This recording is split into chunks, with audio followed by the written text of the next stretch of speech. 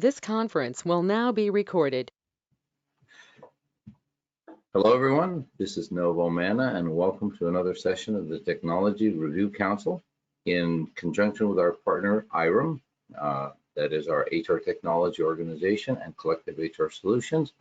We are presenting today Espresa, and I'm very, very pleased that I would say, I always call them the repeat presenter, not offender, but presenter.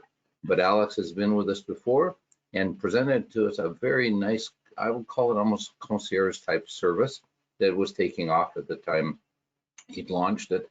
Had some very nice clients and some very interesting and probably very innovative services.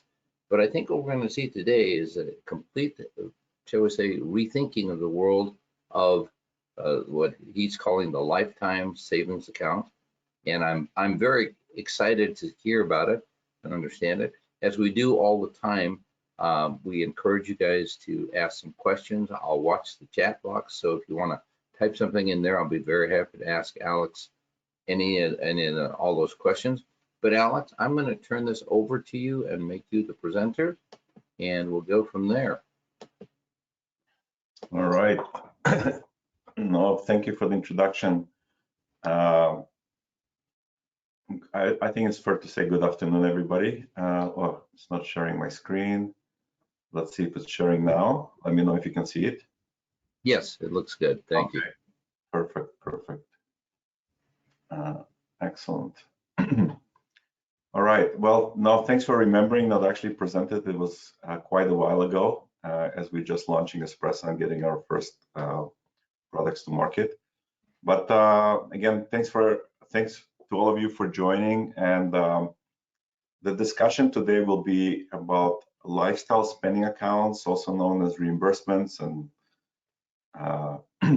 wellness wallets and allowances and stipends. There's just many, many names for the same thing. We'll use the LSA acronym for short, and hopefully it'll be educational for you. And this product is our hottest product in the last few years, and it's just getting more traction. With the position that we're in, where more and more employees are working in a remote environment, just like I'm doing today, beaming to you from my home office. And by the way, I'm based in Palo Alto, California. So, you know, definitely rooting for the 49ers this weekend. So I've run, co-founded and run a few companies in the past.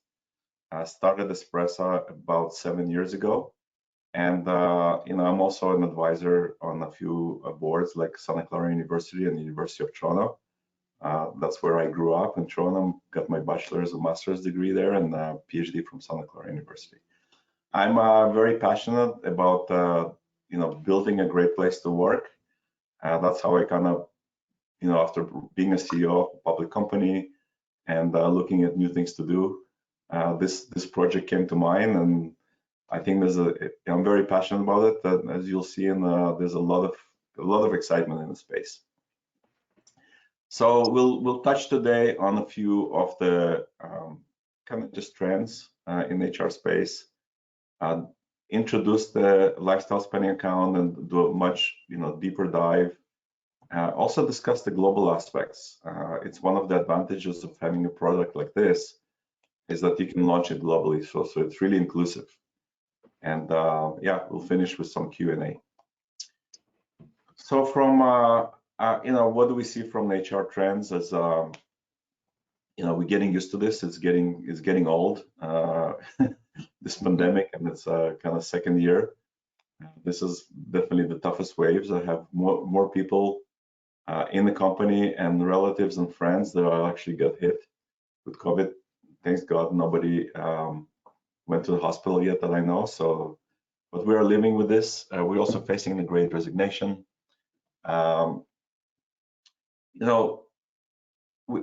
We actually see companies going above and beyond. They're really asking what can we do for our employees. They're running a lot of surveys, and they're really trying to figure out how they can help employees in this new environment. And it's really a good driver to the product we're going to be talking about today. And anything you offer should be flexible, it should be inclusive. Inclusive could be, the 5 generations of employees in the workforce. It should be inclusive to their level. It should also be individualized, right? So somebody has children they care for, somebody has their elders that they care for, depending on your demographic. Somebody has pets, so that's very individual, right? And somebody is working from maybe before the pandemic, they're working from a big corporate office that has a nice gym and a cafeteria.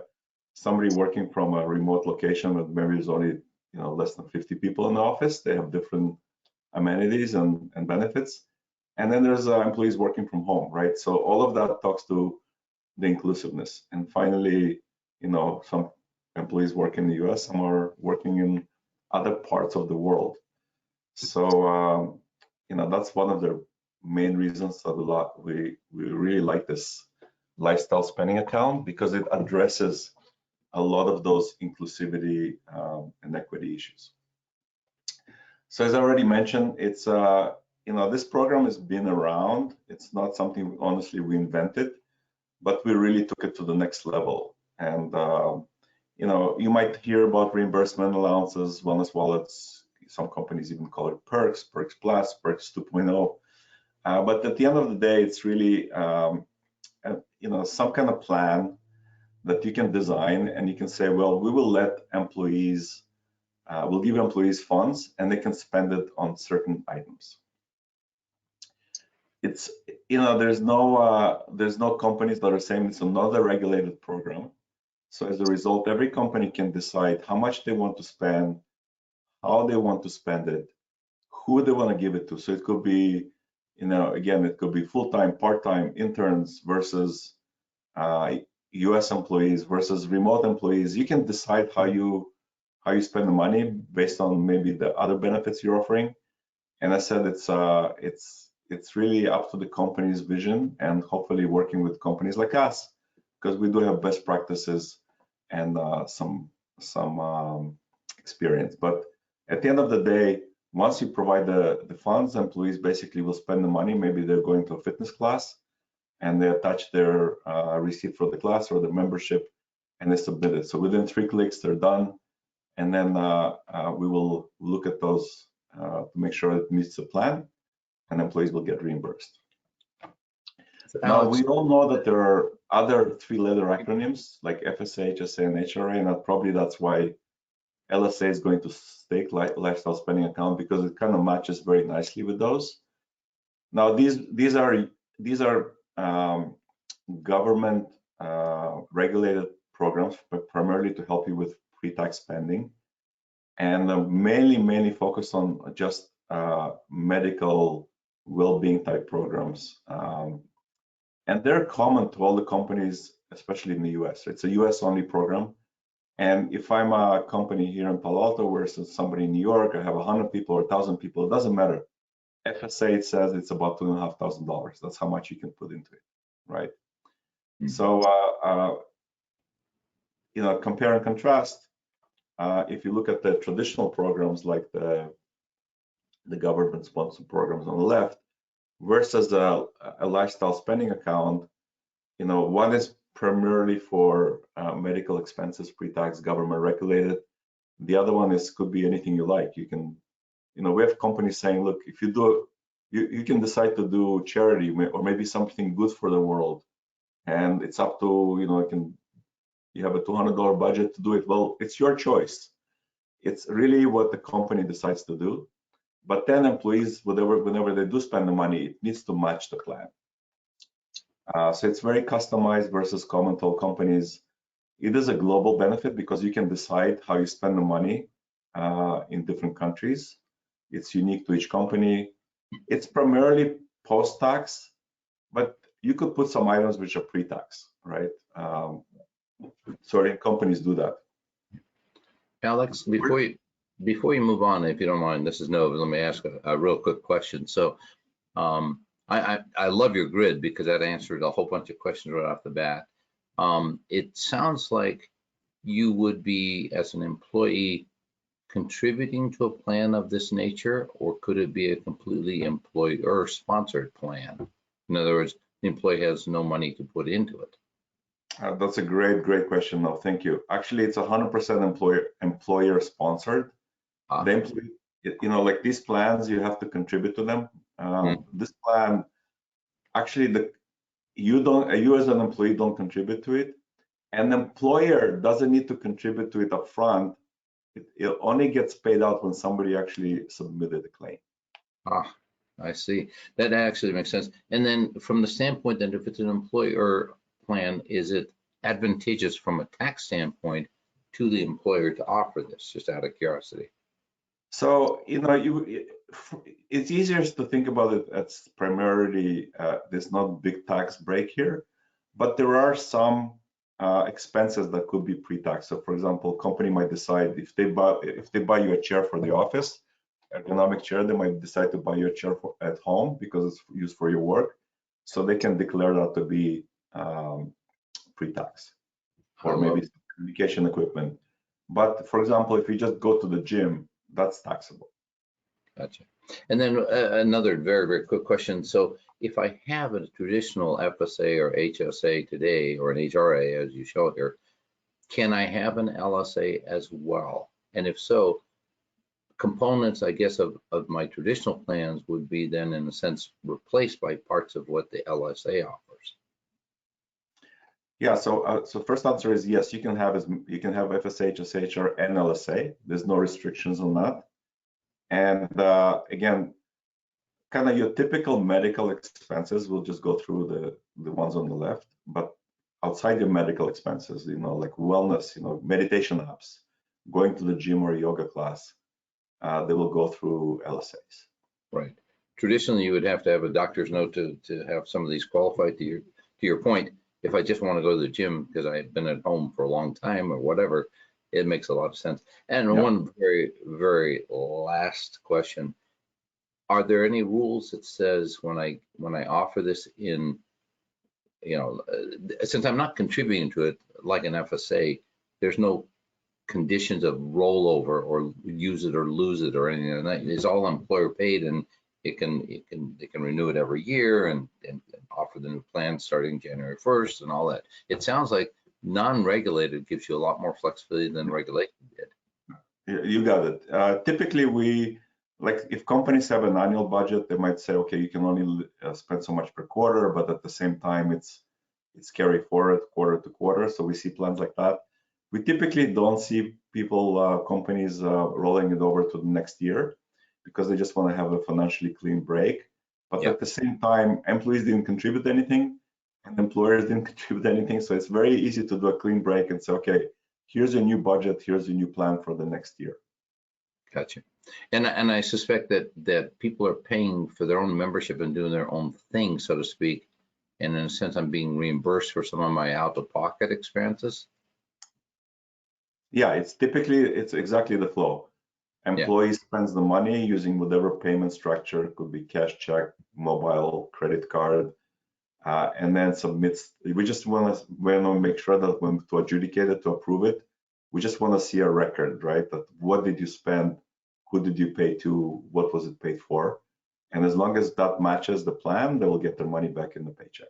Outstanding. Well, I don't want to steal any more of your thunder, so I'm going to be quiet at this point and let you go on. But I'm sure you're going to show us the platform as well. But thank you. This is a great framework to kind of think through what we're doing in our benefits world. And to your point, it's individualized. I like that. Yeah, I appreciate that. But by the way, there's I love interactive discussions more than kind of one-directional pitch. So anybody on the call, don't be shy, interrupt. Hopefully I can answer that. If not, I'll tell you honestly, I have no idea. Absolutely. And I'm watching the chat box, so anybody's got questions. Did somebody have a question? I'm sorry. No? Okay. Yeah. Go on. So, there's no rules or regulations, so it's really up to your imagination what can go into the plan.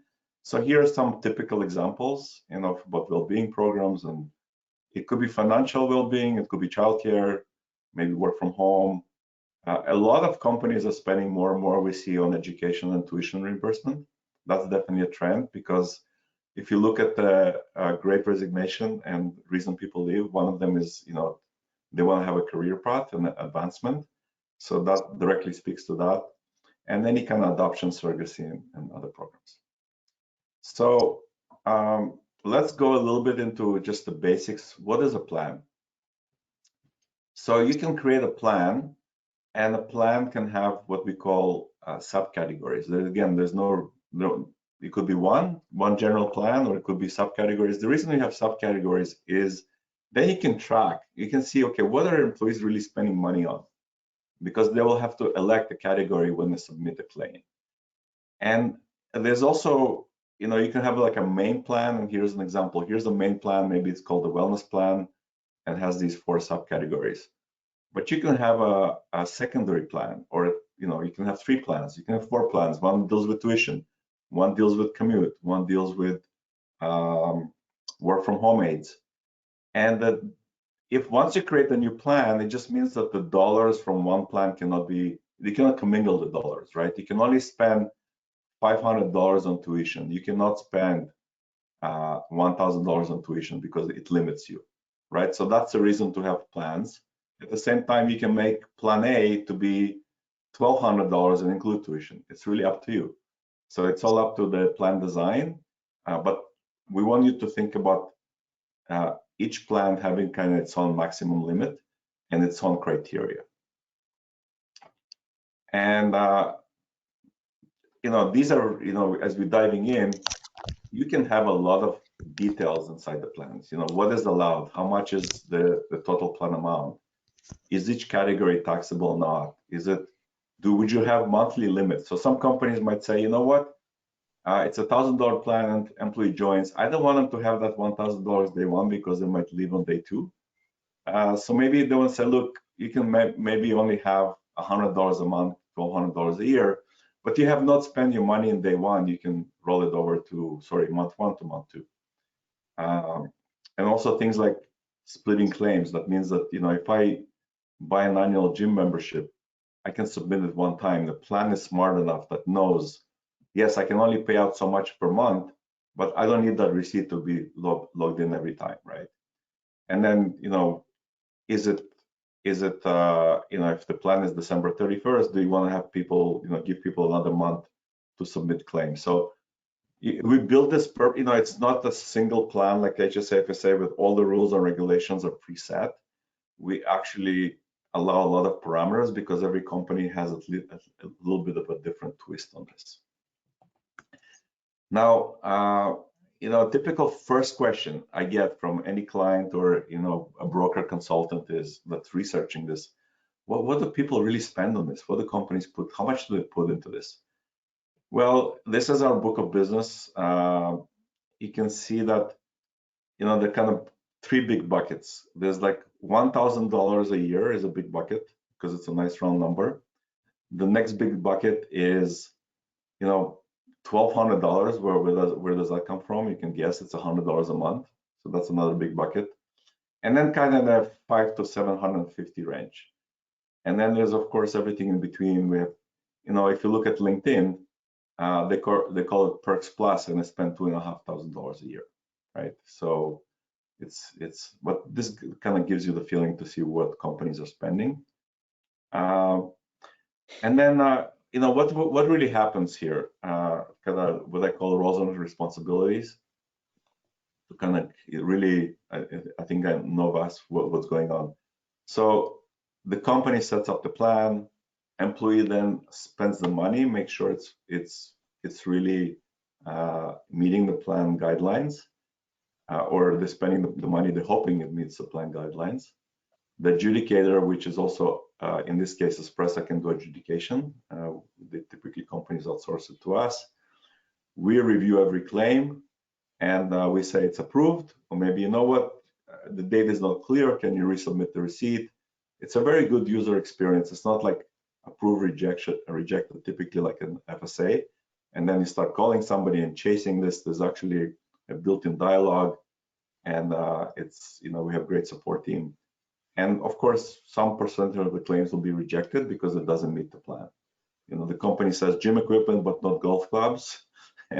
You know, somebody will still submit golf clubs, right? And then they'll start the dialogue. And then finally, the company then again reimburse the employee through payroll. So Alex, Yeah. I'm before you move that, so Mhm. I'm sure at some point in time you will show us this process system, but in a sense, I do have to have the employees enroll in a plan. Is that correct? In other words, to partake in this and then be in your, framework of being able to adjudicate something, they have to enroll in the plan, I gather. Yeah, what they do, they actually, we call it, it's really signing up to the platform, enrolling in the platform.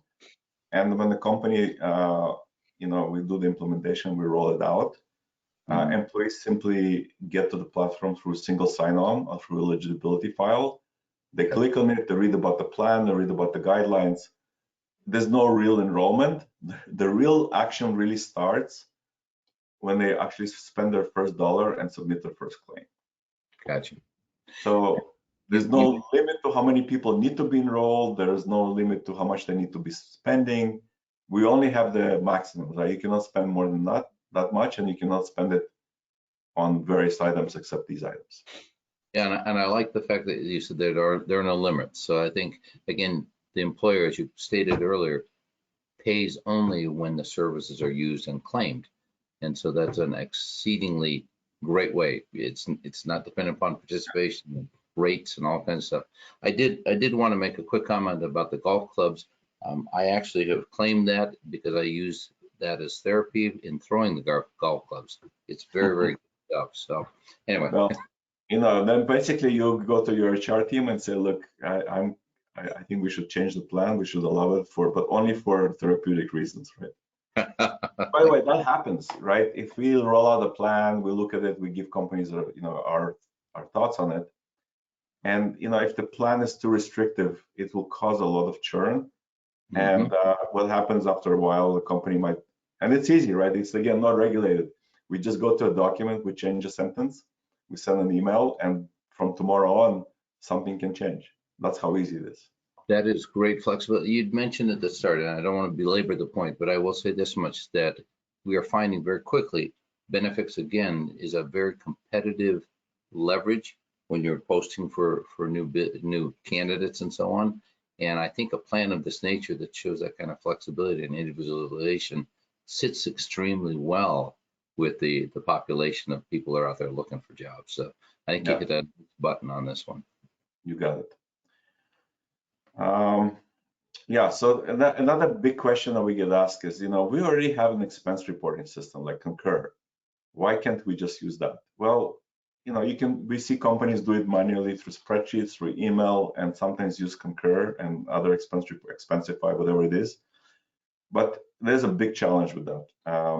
Expense report systems are typically used by sales team executives. Here you're going to have all employees using it. It's really for travel, supplies, and here it's very much defined by plans. In expense reporting systems, there are really no fixed budget, right? They don't tell you how many pencils you can buy.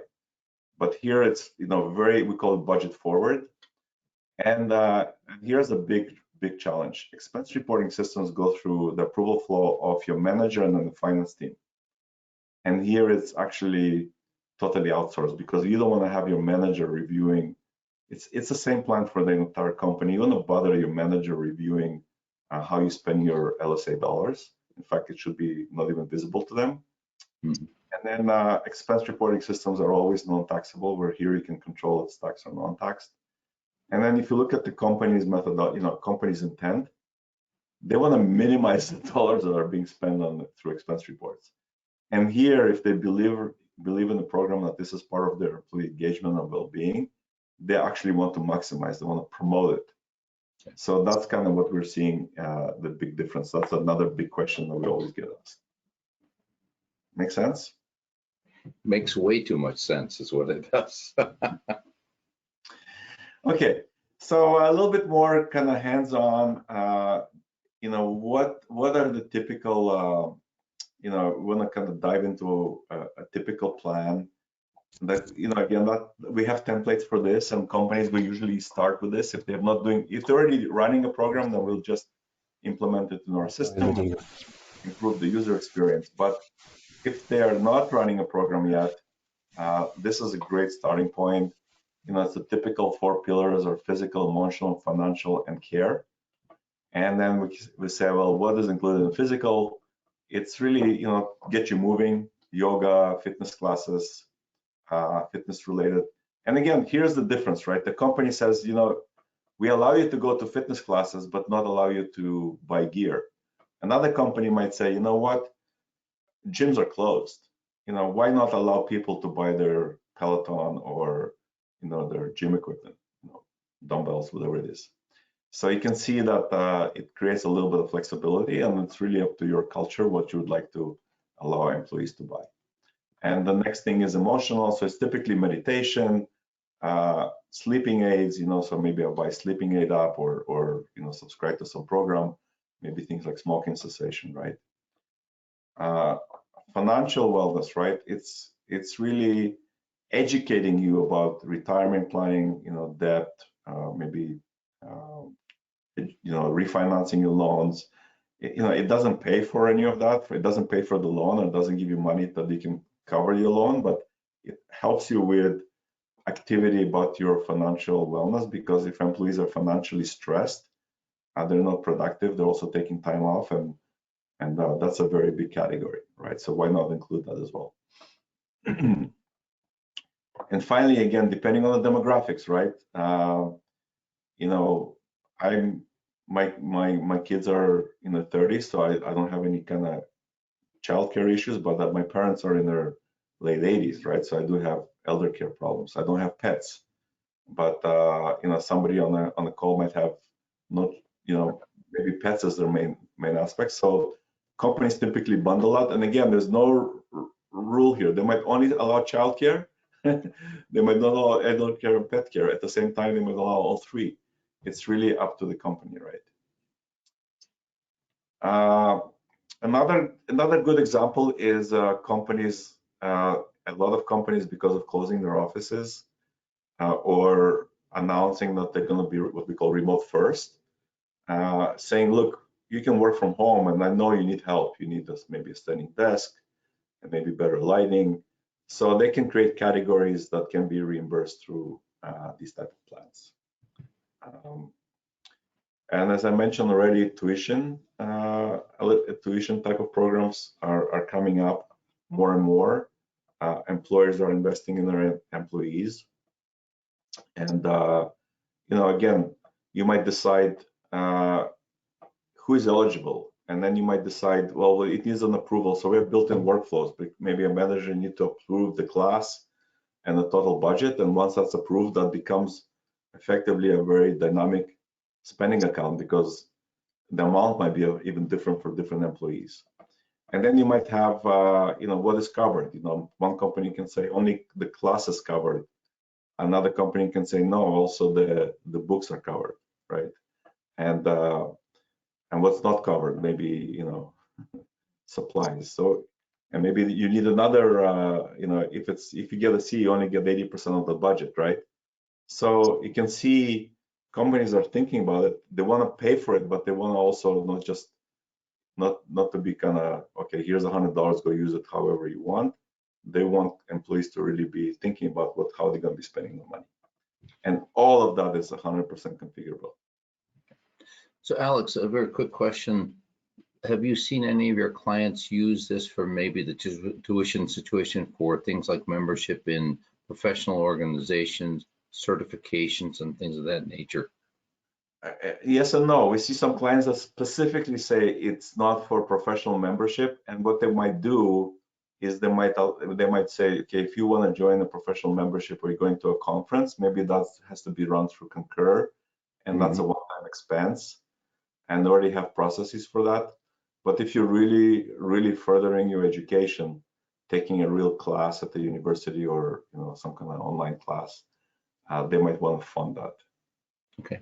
Yeah, the only reason I say that many associations offer some very excellent courses. They've done some great webinars. It's like kind of a teaching situation, but to take advantage of it, you have to be a member.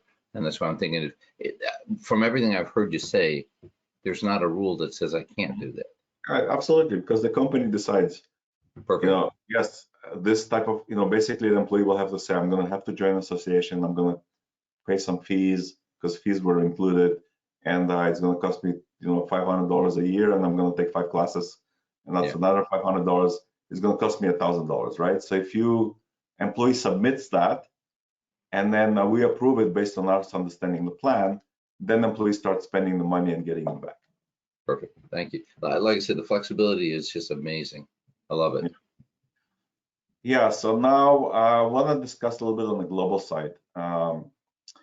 That typically what happens with global deployment is the first question is, every country will have their own, it has its own currency, its own language, it has its own payroll processing cycle. And, if I give somebody, I always give India as an example, right? Because we have a lot of our clients have also teams operating in India, is they'll say, okay, it's $1,000 in the US. And if I just convert it to rupees, it's $1,000 in rupees, it's a lot of money. So how do I think about deploying these programs globally, right? So don't just do a straight currency conversion. You might have other aspects to think about. So one thing that we recommend is to equalize the plan through what's called Purchasing Power Parity Index. It's a special index that was developed by economists and is published every year. We insource that and we adjust the plans accordingly. So you can see here, if I spend $1,000 in the US, it's fair enough to offer people $300 equivalent in India, then convert it to rupees. And maybe you have to offer $1,200 in Switzerland. We all know Switzerland is an expensive place. So, and when you do that, if somebody asks, hey, my buddy in the US is getting $1,000, I'm getting 300, say, well, you know what? Your buddy in the US, their salary is different than yours. What they're paying for their house and for commute and for other things, and is different. And at the same time, we're providing transportation for you in India, right? So you have a very good reason to, if somebody comes back, and you always know some percent of the population will come back and ask questions of your employee population, and you probably all know who they are. So you have a good answer. It's equalized based on an index that is world known. And then you can further it still doesn't mean that you have to do that. You can say, look, I'm providing other benefits in this country, right? Maybe in the UK, you're paying for something else, and as a result, you don't have to translate it directly to pounds, and with purchase parity, you can adjust it accordingly, right? So no hard line, but good templates and starting points, right? So we kind of see that companies typically use the Purchasing Power Parity Index, and makes it very inclusive. And what is really interesting is a real use case here. So if they spend $1,000 in the US and they just do a direct translation, this is how much they're going to spend. Using PP Index, you can see it's $1.9 million per year. But if they were just doing a currency translation, they would have been spending $2.7 million, right? So that's a huge saving, and you're still making it very, very equitable, right? So we always double click here, and I don't know if you have any questions. I can spend some more time on this. Yeah, the fact that you're able to do this globally and do it within your own platform and not have to worry about all that stuff is just you've made it a lot easier for the employers. I guarantee that. Yeah, it's amazing. I mean, we launched a company with 40 countries from the time they said go, it was less than 8 weeks. And all the plans were configured, all the communications was done, and they're a great reference account for us. I'll ask you a dumb question again from the cloud perspective, just a little further down the road here. But as you are gathering stuff from both your clients and, if you will, the expenditures on plans and maybe how they've done that, will you be able to maybe assist a brand new client by saying, here's our recommendation based on your population, what we're seeing in our other clients? In other words, kind of I'll call it a sense of benchmarks.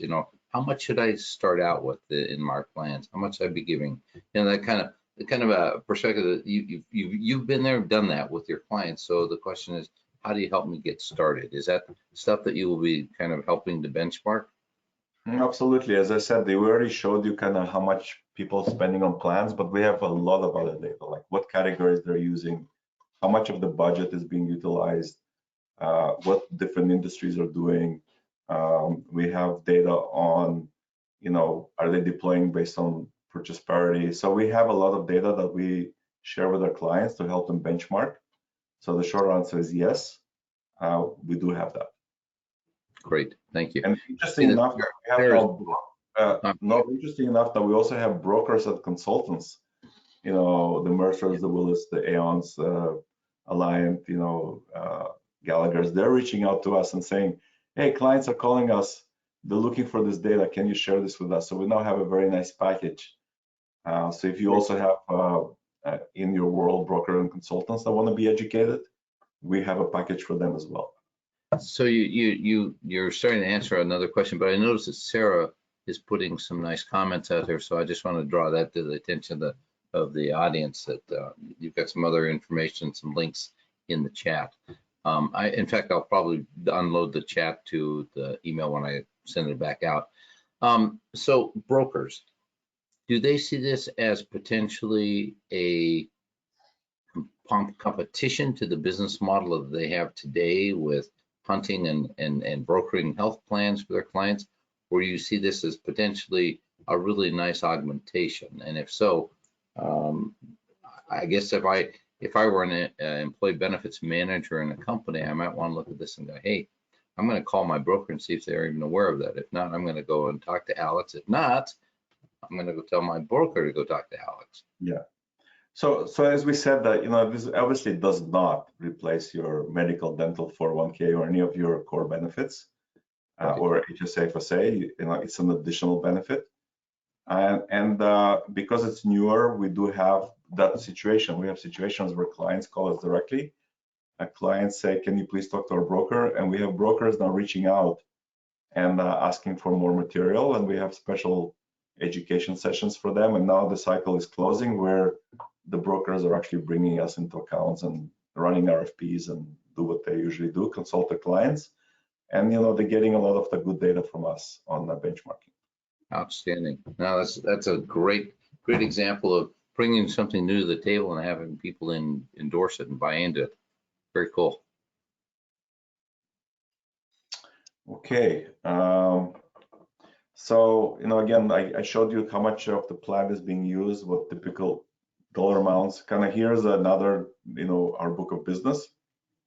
You can see majority of the clients use the purchase parity for go globally. Some are US only, so they of course don't have to worry about that. And some clients do kind of mix and match. Like some countries they will use the purchase parity index, and some countries they say, look, yeah, we don't have anything in this country, so if we actually want to beef up their LSA, or the other way around. We already driving them to work. We already giving them food for free in the cafeteria. We already providing other benefits. We don't have to give them the entire amount. Maybe we want to give them 80% of that, right? So for 50. So it's a mix. Again, no hard rule. The company needs to review their overall, total reward, total comp, and then go from there.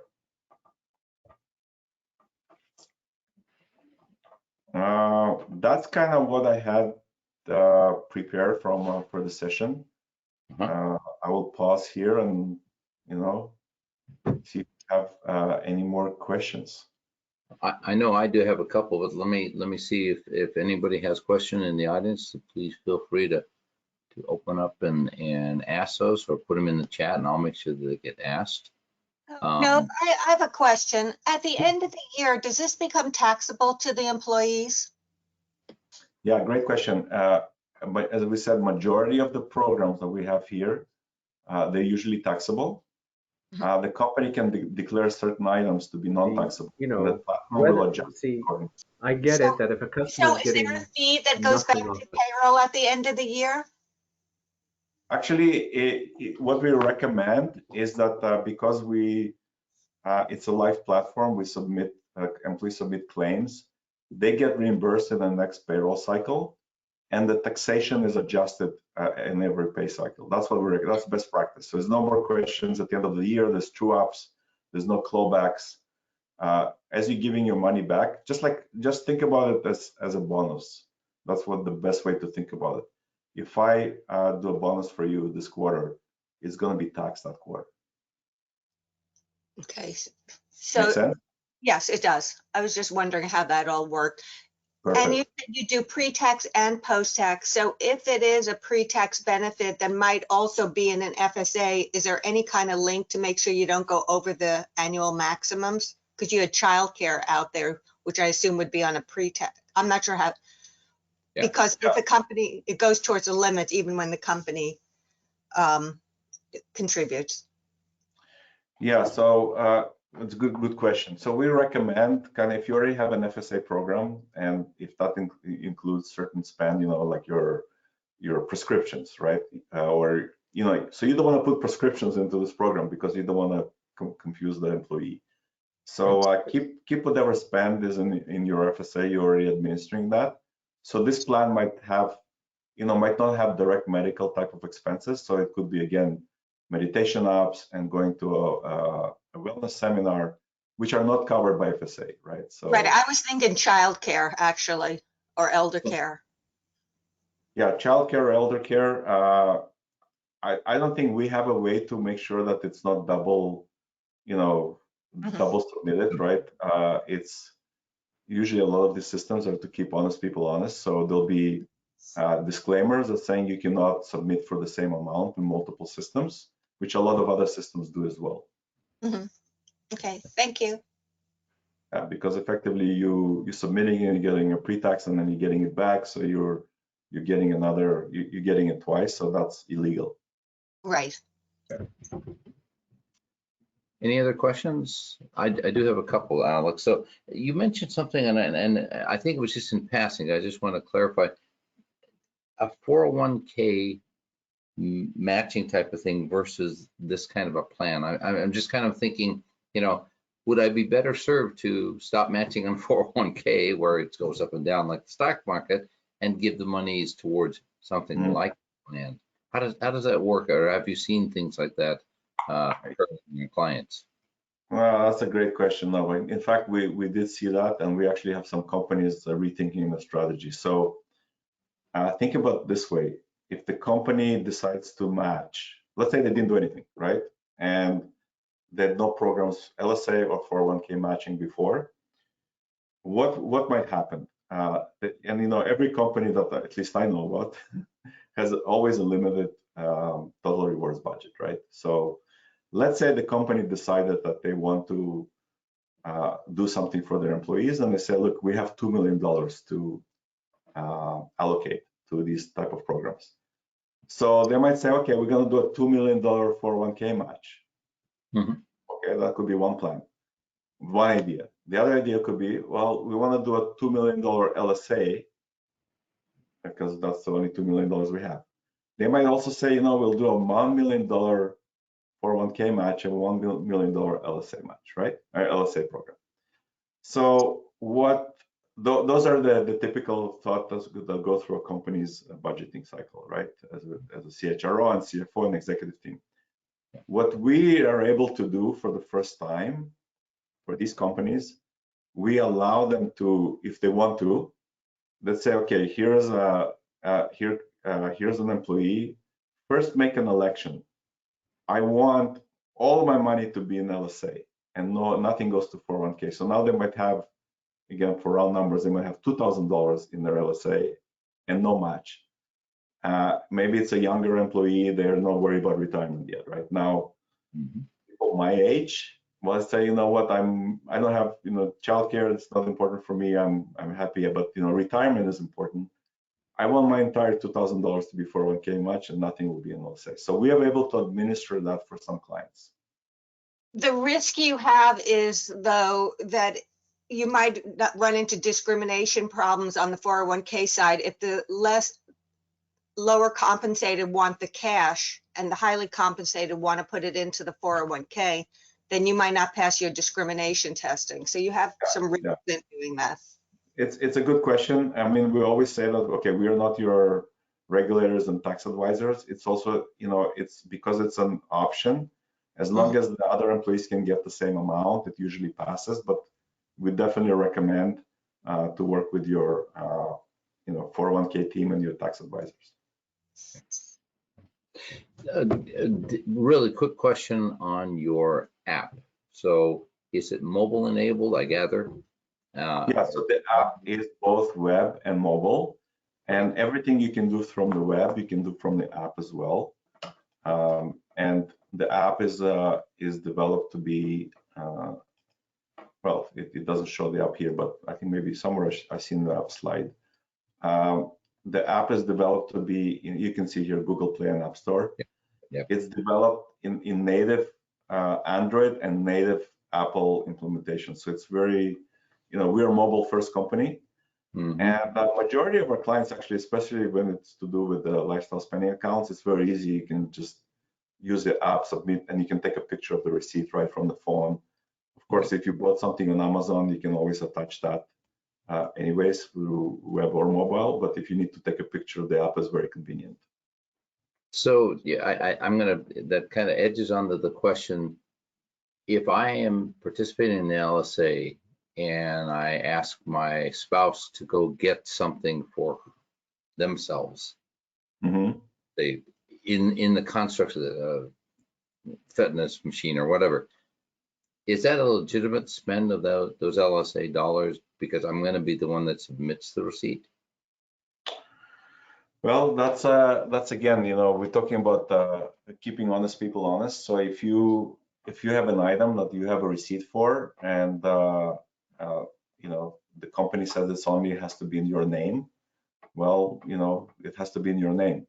If it's a receipt is in your spouse's name, then you cannot submit it. But nothing's stopping you from making sure that the spouse uses the credit card that your name is on. So I'm kind of probing a little bit, not to see where the faults are, but more to see the flexibility. So is there any regulation that stops it from the employer offering this to the employee and their family up to a spending limit of X dollars? Yeah, so there's no regulations. As I said, it's totally unregulated program, and it's up to the employer to decide, is it anybody in the family can spend it, or only the employee can spend it. So could you set it up so, let's say on the wellness wallet, that each person, the spouse and the employee, has like $100 a month to go towards wellness? Can you track it by individual or just by the employee? That's a good question. Let me think out loud real quick. I don't think anybody has done it yet like that. Can it be done? If I have one way to do that is to create two plans, one for employee, one for the spouse, and make sure each one has its own limit. Or you just simply say, I'm going to give this employee this many, and as long as it's maybe an authorized user, so to speak. I don't know. That causes a burden for you to track the individual members of the family versus Nova's going to send it in on behalf of his family, and it doesn't matter what name is on there if Nova's the one that's submitting it. And at a point, you have to trust the honesty of folks. Yeah. But Elise, that's a great question. Like I say, I keep wanting to probe to find something that may prevent people. So here's my question to you, Alex. Who do you go see when you talk to clients? Is it the benefits manager, the CHRO, the CFO, the CEO, or all of the above? So the buyer is really the CHRO and their team. So it could be somebody on the benefit side, but primarily, depending how the larger the company, the more it's divided. But it's definitely our direct contact will be somebody on the HR benefit side.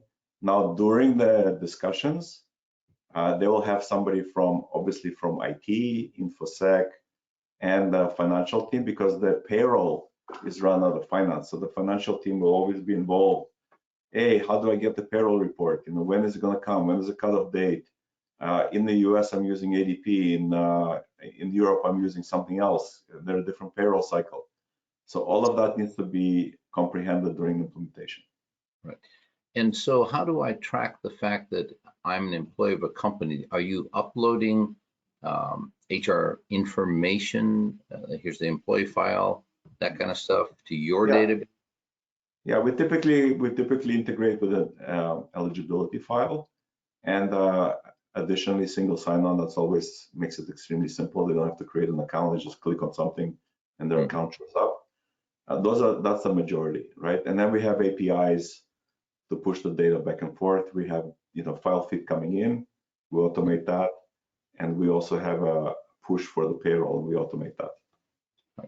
And because it strikes me that you are a system agnostic, i.e. my HR system is ADP, my HR system is SAP, doesn't matter. You're system agnostic as long as you get the data in and push it back out, which is a very nice thing to do.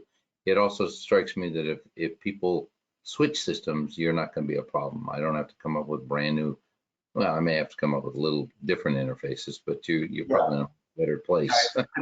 You're right, no, but this typical SaaS environment where it's not on-prem, so it's actually served out of AWS, and everybody looking from anywhere in the world, they see the same screens, they see the same information. Perfect. If you do switch systems, we will have to redo those connectors. Yeah. Is that work that you do, or you just work with the client to do that?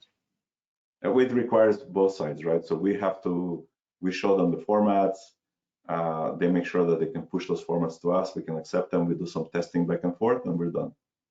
Yeah, and even in the SaaS world, we still don't have clean systems, the same format that if I have Workday and my another client has Workday, it's the same format. So yeah, there's nobody spending any time to unify, unfortunately. But at the same time, they're all kind of, pretty much they're very similar. We just need some data in certain, we need first name, last name, email, employee ID, right? So they all can generate that. Yeah. And when we feed the payroll, we have to say, okay, here's employee. This is how much, this is the claims for this quarter. It's taxable, non-taxable, and maybe some other information they will need, and adjust the fields so their system can take it, right? So. Absolutely. So we're inching up on the hour here. I just want to make sure that the audience has had their opportunity to ask you any more questions. So I'll say, does anyone have any other questions? I do have a couple of things I want to add to this, but no, you run out. That's it. You told me there was the last question half an hour ago. I'm sorry you were keeping count. I'm sorry. So if there are no other questions, let me ask it this way. It struck me that when you were talking about the flexibility in which I can spend my money, it sounds like, and maybe it's on your roadmap, but I'm going to ask it anyway because I always like to help, if you will. Do you have vendors that you would actually establish as kind of Espresa, I hate to call it preferred vendors, but let's say vendors that would give me discounts because I'm a member of the Espresa family? In other words, I want to go to the local gym, and I happen to have 2 gyms I can pick from. 24-hour is not an Espresa, and they charge $100. But if I'm an Espresa member, a vendor, if you will, partner, I get it for $75. So I'm actually spending my money wisely. I'm still spending it in the same manner, but I'm getting better discounts. Is that on your roadmap somewhere? Yeah, actually it is a great question. This is a streamlined presentation, but we do have a vendor and what we call a marketplace. Great. So for example, you can buy a Fitbit through us, which is cheaper. You can buy a meditation app or a ClassPass membership. So we do have some preferred deals with some vendors and another nice thing about it is if you buy it through our platform, and we already deemed it with the company that these type of purchases already part of the. Yeah. They don't need to submit the claim. Yeah. They just say, okay, I want to do a ClassPass membership. They buy it. It's discounted, and by buying it, it's done. The claim is taken care of. That is great news. Like I say, to me, if I were an employer who wanted to experiment, keep my costs down and suggest that we're offering this plan, but it is for these preferred vendors, which is a very common thing anyway. You know, we have employee groups going up to Great America because of a discount, whatever. You're right in line with everything, but the ability to, the fact that it fits the lifestyle today really is a competitive edge for a company, an employer, and can be a very appealing perspective, especially as you said in the great resignation. I think you hit a home run with this one. I really like what I'm hearing. So folks, any other comments you want to provide to Alex and maybe Sarah? If not, I will say thank you both very much. Alex, thank you very much for both entertaining, extremely informative, and I've got your deck. I will send it out with the notice to everybody along with the link, and feel free to please pass it on to your internally to your other shall we say, people in your organization. As you mentioned, you've got usually benefits managers, CHROs, and so on. And we'll see if we can get you some traction out there. I really have enjoyed this presentation. Exceedingly good. Very good. Yeah, absolutely. And pleasure meeting you all. And don't hesitate to reach out to us for more detailed discussions, additional material. We have white papers and videos and testimonials, whatever you would like. And they know me, so they can reach out to me, and I will certainly connect them. And I will say, Alex, as you continue to grow the product, the traction, and so on, we would invite you to come back and visit us again in the Technology Review Council. All right. Thank you all, everyone. Keep your eyes open. We've got more vendors lining up behind us in the upcoming weeks. Thank you all very much. Stay well out there.